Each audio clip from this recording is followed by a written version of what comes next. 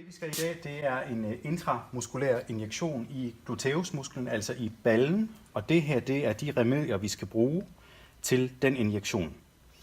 Så nu viser jeg, hvordan man pakker ud og sørger for at holde alle remedierne sterile, eller i hvert fald de kanyler, der skal i patienten, skal være sterile. Vi starter med selve sprøjten. Der er så nogle snipper heroppe for oven. Dem tager man og vipper ud. Ikke mere end det.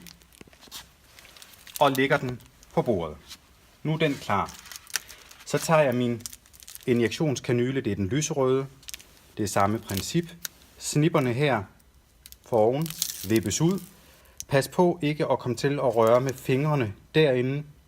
Den skal være fuldstændig ren. Nu er vi klar til at påføre den her på sprøjten. Så vi tager sprøjten ud. Det, der er vigtigt, I husker, det er, at spidsen af sprøjten skal være steril. Den må ikke røre ved noget nu. Ligesom den lyserøde del her af kanylen også skal være steril. Den må heller ikke røre ved noget andet end selve kanylespidsen her. Eller sprøjtespidsen. Godt. Nu er vi klar. Jeg har væske her, injektionsvæske, og der skal jeg lige sørge for at spritte membranen heroppe af, inden jeg stikker kanylen ned i den. Den skal være ren. Så I tager sådan en spritsvap ud.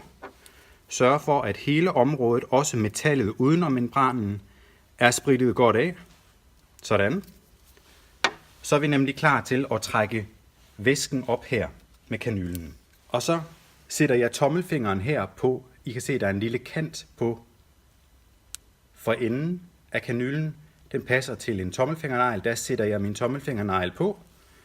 Og så kan jeg tage hætten af kanylen og tage den af. Gem hætten, den skal I bruge igen. Den lægger vi her. Godt. Så stikker jeg kanylen ned her i membranen. I kan se her, stemplet skal være helt i bund i sprøjterne. Nogle gange så er der en lille smule luft mellem stemplet og enden af sprøjten. Nu skal vi trække 1 ml væske ud. Det jeg gør, det er, at jeg vender den her på hovedet, så jeg har mit hætteglas på hovedet, og læg lige mærke til, at jeg vender mellemrummet i etiketten ind mod mig selv, så I kan se væskespejlet, altså der, hvor der er mellemrum mellem væske og luft. Så sørger jeg for, at min kanyle er under væskespejlet, så jeg kun trækker væske. Og så sætter jeg simpelthen min lange finger på hernede, holder igen med min tommelfinger, og så trækker jeg væske. Nu kan I se, nu har jeg trukket lidt mere end 1 milliliter. Det er meningen, for I kan se, det der sker nu, det er, at jeg trækker faktisk også en lille smule luft. Det jeg gør, det er, at jeg stempler luften op i hætteglasset igen, simpelthen bare ved at trykke stemplet en lille smule i bunden.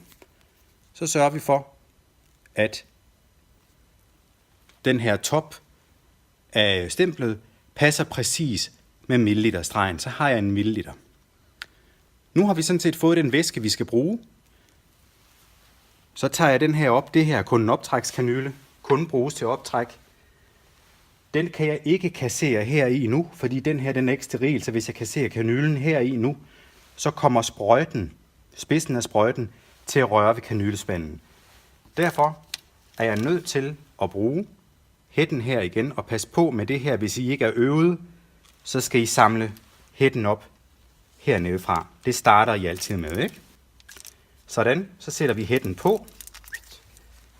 På med hætten, og så foregår, når I tager den af, så foregår det ved en drejning. Men det jeg gør først, det er, at jeg gør min injektionskanyle klar. Den pakker jeg ud. Snipperne igen, samme princip som før. Åbne hertil, ikke længere. Og lægger den klar her. Så skal jeg have den her af. Det er et skrueprincip, så I skruer her, men I må ikke røre ved sprøjtens spids. Den må ikke røre handskerne. Hvis den rører handskerne, skal den kasseres, og så starter I forfra. Så tager jeg den her igen. Sørg for, at der ikke er noget som helst, der rører den grønne del. Ned med den her. Og så har vi egentlig samme princip igen, nemlig at jeg sætter tommelfingeren på kanten her, når jeg er klar til at tage hætten af. Det jeg gør først, det er, nu siger jeg til borgeren, patienten, at nu skal jeg lige måle ud til, hvor jeg skal stikke. Det er der en procedure til. Den kommer nu. I finder toppen af hoftekammen, det er her. Der ligger I lillefingeren på hoftekammen. Det skal mærkes ligesom når I smutter en mandel. Så lægger I hånden ned med lillefingeren på hoftekammen, samler fingrene, og så sørger I for, at I har en lige vinkel fremad. Så breder I tommelfingeren ud, sådan der, så den danner en næsten 90 graders vinkel her. Og så er det i det her område, her, at vi stikker. Nu er den her mannequin jo lavet sådan, så den har en stikpude her, så jeg ved, hvor jeg skal stikke. I virkelighedens verden ved I det jo ikke. Så det er udmålingsmetoden sådan her. Nu viser jeg så lige, hvordan I så husker, hvor I har målt ud. Det er der en lille smart finte med.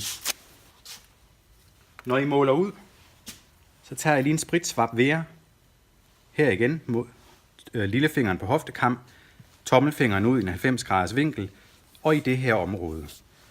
Og så ved I, det er her, I skal lave stikket, så her desinficerer I selvfølgelig patientens hud.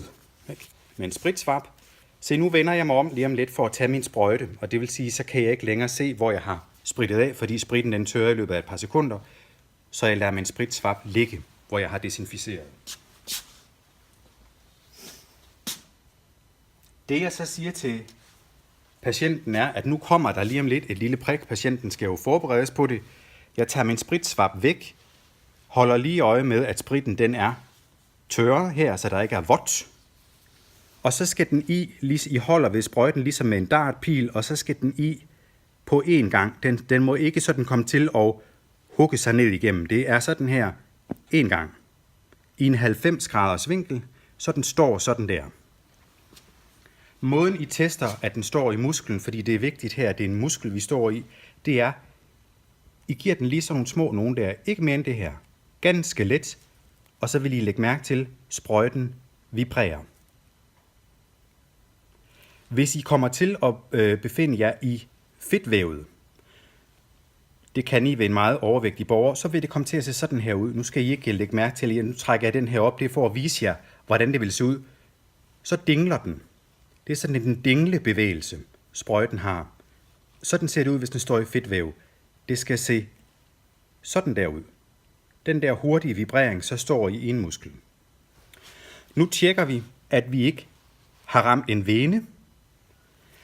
Og læg mærke til, der er en lille smule af nålen tilbage hernede. Det skal der være, fordi hvis det går galt, altså at nålen den knækker, så skal vi kunne få fat i et lille bitte stykke af kanylen her, med en saks for eksempel. Så der skal være et lille stykke af kanylen synlig over huden. Nu tjekker vi, at vi ikke står i en vene, og det gør vi ved at aspirere. Aspirere betyder, at vi trækker tilbage på sprøjten. Og det er meget, meget lidt. Det svarer til en af de her streger, som I trækker tilbage. Det vil sige, I sætter fingrene her på stemplet og trækker ganske let tilbage. Sådan der. Nu kan I se, nu kommer der en lille bitte luftboble der. Det er mere end nok. Mere skal I ikke trække tilbage, for at kunne se, hvis I står i en vene, så kommer der blod med det samme. Det vi gør nu, det er, at nu injicerer vi væsken. Det skal foregå langsomt, så I tæller langsomt til 10, så væsken er nede på cirka 10 sekunder. Og ikke hurtigere. Hvis I gør det hurtigere, så vil borgeren opleve smerte, fordi at væsken udvider vævet nede i musklen. Sådan. Nu skal vi sørge for, at sprøjten, eller at væsken dernede, den ikke kommer med kanylen op. Så det vi gør, det er, vi trækker kanylen halvt ud, så tæller I til 5, og så trækker I kanylen helt ud, fordi så har stikkanalen lukket sig nedefra. Og her må I gerne kassere. Nu må I gerne kassere kanylen her i kanyleboksen, fordi nu er vi færdige med proceduren, og det foregår ved, at jeg sætter den ned her, og så stempler jeg den ind her i de her hakker og hiver sprøjten op. Det er kun kanylen, I kasserer. Sprøjten her er husholdningsaffald. Skulle der komme en lille smule blod ud, når I trækker sprøjten ud, så dupper I lige sådan her. Det er ikke farligt. I kan have ramt et lille bitte kar på vej ned, så det er ikke farligt, der kommer blod ud. Men så sørger I lige for at holde lidt med sådan en vatrundel, eventuelt sætte et stykke tape på, så der ikke er blod.